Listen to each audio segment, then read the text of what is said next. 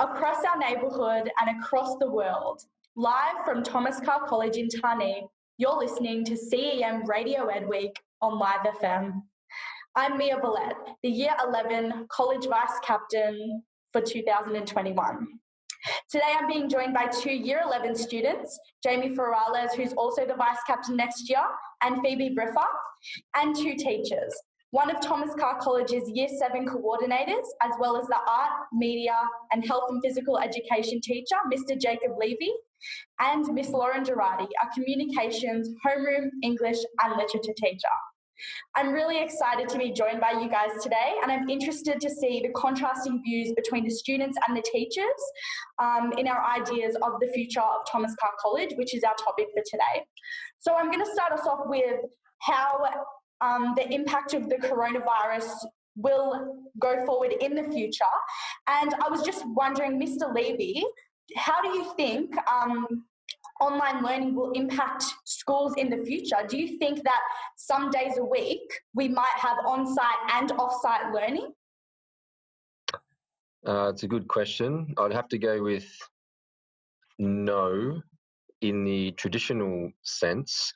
But this year, I think, has taught us a lot in terms of where it can be used. So, for example, if somebody is unwell and they're at home or in hospital for an extended period of time, we could still use such software as Microsoft Teams that we've used for those students to stay in touch with what's happening in class for different aspects like that. And that's not to say that we can't use it anyway to keep in touch between the communication with teachers and students. If we have, say, a class on a Monday and we don't see that class again until the Thursday, we can certainly keep in touch with those students through the Microsoft Teams forums that we've been using. But I think, generally speaking, as long as we can be in class, I think that's probably where our education system wants us.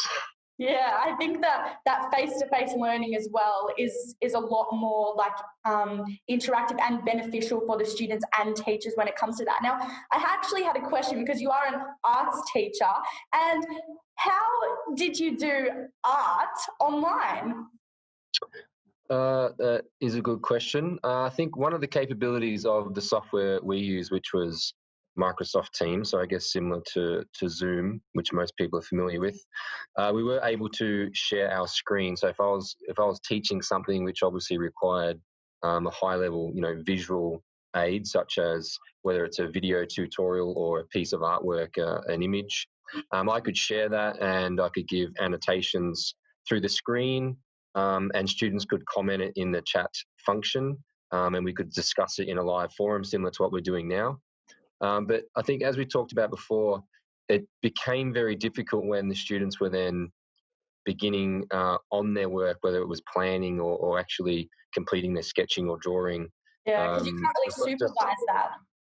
Yeah, like we talked about before, that there was no that face-to-face teaching learning, so you couldn't exactly walk around a classroom and see what people are actually doing. So that's where it became difficult. Yeah. Phoebe, did you enjoy doing the online learning? Would you want more of that in the future? I think online learning should be incorporated to what we do currently, just because I feel like some days I need that break at home. Not saying that I do less when I'm at home, but I feel like there are days where coming into school isn't as beneficial as just being at home and having your focus like solely on your work and not having all the distractions around you in class, because some people can be really loud in class and it's not easy to focus.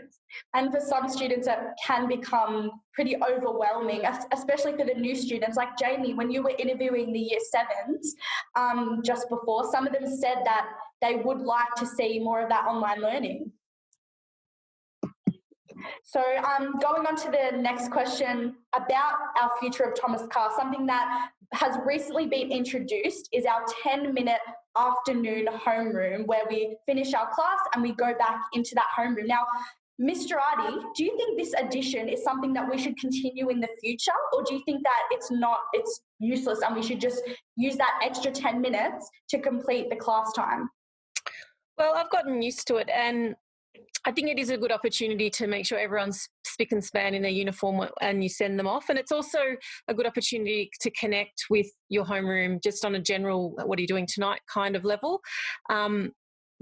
I also think if there's been any sort of incidents or issues that you want to discuss, the end of the day is a better time for me to talk about it, so that rather than starting the day off by saying, or you're out of uniform or this has happened, I think at the end of the day, like the 10 minutes is a long time.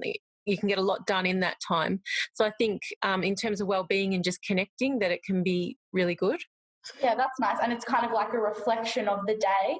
How about you, Jamie? Do you like the afternoon homerooms?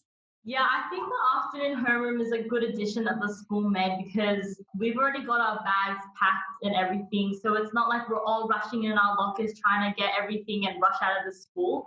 It's like we're all in our homerooms, we all have our bags. So once we hear that bell, it's like we can go. Instead of in period 6 prior, we would hear the bell, we'd bolt to our homeroom, get our run to our lockers. Like, I think it's more organized now. Yeah. It's really good. Well, since this pandemic actually started, we've stopped using our lockers. Do you like this idea, or do you think that carrying around our bags all day is just too much and you can't wait to go back to the lockers? Well, I actually like carrying our bags around because we have all our resources with us, and it's not like we're carrying them around at recess and lunch because we can leave them in the classroom. But a negative is that if our classroom is on one end of the school, then our next class is on the other end, the travel distance is kind of far. Yeah. The locker, would be more beneficial, I guess, in that way. Yeah. It's not the worst thing in the world. That is very true. Mr. Levy, I know that you are obviously the media and arts teacher and you have a really big contribution in that area.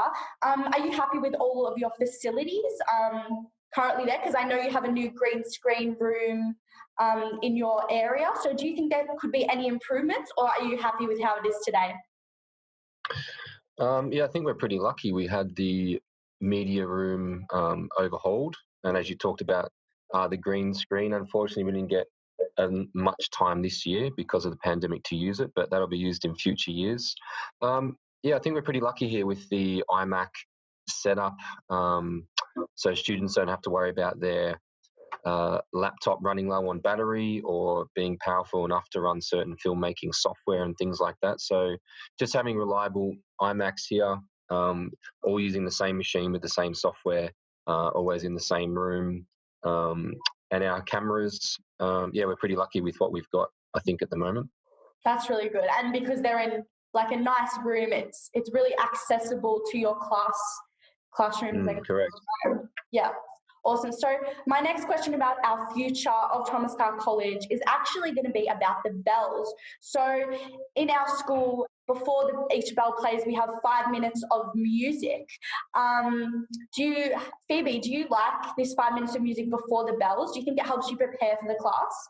Yeah, I like that we've got 5 minutes because you can actually do quite a lot in 5 minutes. Plus, if you've got, if you're at the wrong side of the school and your class is on the other, it's a good 5 minutes to be able to walk there. You could even take a break in that time. It's quite a lot of time and you can make it to class. So I love it.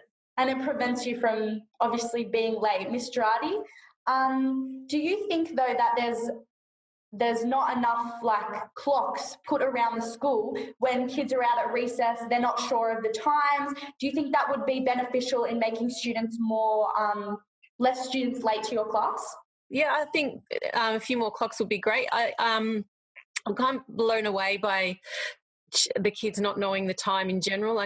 Because we haven't had bells due to the exams, I cleared the oval the other day about 6 minutes before the bell would have gone, and I think they moved off quicker than what if I had have just waited for them to get into the natural rhythm of exiting. And I think a lot of them wanted to keep playing, but because a lot of them aren't aware of what the time is, they just accepted that I knew what time it was and they moved on. So I think clocks in future, whether we have bells or not, would be good. Yeah.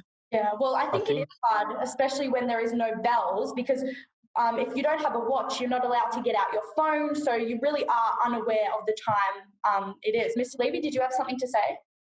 Yeah, it's interesting you said watch Mia, because I had this conversation with someone recently, and Mr. Girardi was sort of talking about it a little bit. One thing we learned, because we're a lot older than you guys, unfortunately, is you had to put a watch on as part of your uniform every morning when you went to school, because you needed to know the time. I think it's something that a lot of young people don't wear anymore, because if you have a smartphone, it has a clock on it. But therefore, if you're not allowed to be always looking at your phone, then that means you can't be looking at the clock. So I don't know, maybe we need to go back to that old school system of teaching our young people when they start high school that a watch is a good idea. And we sort of have proven a little bit that we don't need music and bells as long as we know the time. Yeah. So it's a bit of a catch-22 there. I'm not sure what the answer is. I think both methods can work. Exactly. Well, I used to have a Fitbit that I wore around every day, you know, the more advanced type of watches, I guess. But I just like looking at the amount of steps I did each day. You know, I have that goal in mind. But speaking about usage of phones and getting them out to look at the time, Ms. Girardi, how do you think having the no phone rule is impacting the students? And do you think that's negative or positive? And do you think we should reintroduce them? Yeah, I know some schools that I think allow them at recess and lunch, but I'm old school. Like, I think, you know, I try and be disciplined and only look at social media on Friday nights as my Friday night reward. And I know that would be very difficult for younger people because it's more a part of their lives than what it was when I was a teenager. But I personally think just put them away and have face-to-face communication. Yeah. Jamie, what about you? Being a student, do you completely disagree with that? Do you think we should just be able to use our phones? Well, actually, our English exam, there was like an article about this talking. I actually have it here right now, and it was talking about how back in the day, everyone said that television was like bad, and it was called the idiot box, and like it was intoxicated viewers, leaving them numb, mindless beings. And now television is like seen as normal, and it's not even that big of an issue. And with the mobile phone situation, they made a good point saying that it's something that we need to adapt to. Like, you know, it's a distraction and stuff, but some people can't always afford to have, you know, your laptop as a resource. And they said here that you could use it as a mini laptop basically, and you just have to learn to be able to trust us teenagers to do the right thing. But I also agree with Mr. Ruddy. It's also nice, you know, being old school and, you know, just having a watch on yourself, because there are some kids that aren't trustworthy. But I think that's where we have to learn to be able to discipline ourselves as well. Yeah, that is very true. But I think that it is sometimes a more accessible avenue for students. I mean, laptops can be expensive, and you look around every day and pretty much everyone you know has a phone. So, Phoebe, do you think that if people don't have, you know, access to a computer, they should be able to use their phone in class? Yeah, I think so, because the thing is, phones and laptops these days are pretty much the same price, and some people can't afford to have both. And all the software you can have on your phone, like you can have Microsoft Word, you can have PowerPoint, and you can have all your emails and everything off your phone. You don't need a laptop for that. And if you don't even want to get all those apps, there's always Notes. And I think it's just as useful as a laptop, really. Yeah, I definitely agree with you there. Well, I just want to thank you all so much. Thank you, Jamie, Phoebe, Mr. Levy, and Mr. Arty for joining me today and talking about the future of Thomas Carr College. I'm Mia Bollett, and across our neighbourhood and across the world, live from Thomas Carr College in Tarneit, you're listening to CEM Radio Edweek on Live FM.